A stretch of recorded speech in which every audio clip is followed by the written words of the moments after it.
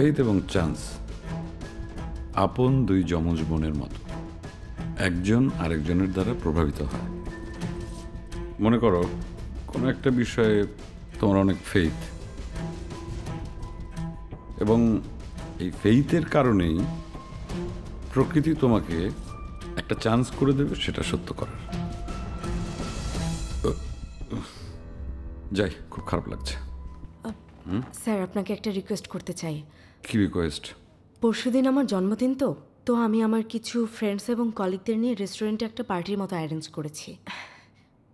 আপনি কি কাইন্ডলি সেখানে আসবেন স্যার? তুমি মকর রাশি,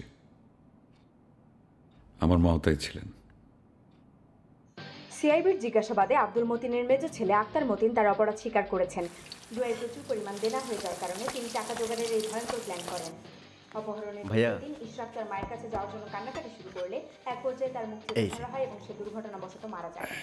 বাহ, এই তো চলে এসেছে মিস্টার তরিকুলের অমৃত চাউমিন। একবার যে খাইবে বারবার সে চাইবে। ভাইয়া আজকে একটু বেশি খাইতেছেন। আজকে আমার ডাবল আনন্দ, সেই জন্যে আজকে আমি ডাবল খাচ্ছি। কেন? আজকে এই পৃথিবীতে আমার সবচাইতে প্রিয় মানুষটার জন্মদিন। ও, আজকে আম্মাজানের জন্মদিন? আমি ভুলে গেছি ভাইয়া, সরি। এই কিসের সরি, রাখ সরি।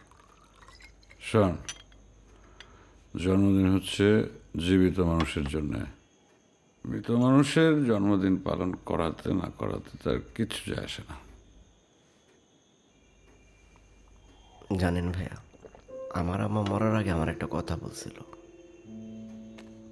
বলছে যা কিছু হারাইবা তার জন্য দুঃখ করবা না, সেটা তুমি আবার ফেরত পাইবা, আরেক রূপে, আরেকভাবে। আমার জীবনে কিন্তু সেটা সত্যি হয়েছে। 10 বছর বয়সে যখন আম্মারে হারায় রাস্তায় রাস্তায় ঘুরতেছি, তখন আপনি আমার আশ্রয় দিলেন। আপনি আর আম্মা যান মিলা আমার আম্মার কষ্ট ভুলাই দিচ্ছেন। এই ফাজিল, তুই না একটা গ্রেট ফাজিল, সব সময় খালি মায়ের কথা বলিস। আব্বার তো দেখি না কোনোদিন, আব্বার কথা কেমন কব? আচ্ছা ভাইয়া, আপনার আব্বা কেমন ছিল? তেমন কোনো সুবিধার মানুষ মনে হয় আমার বাবা ছিল না রে।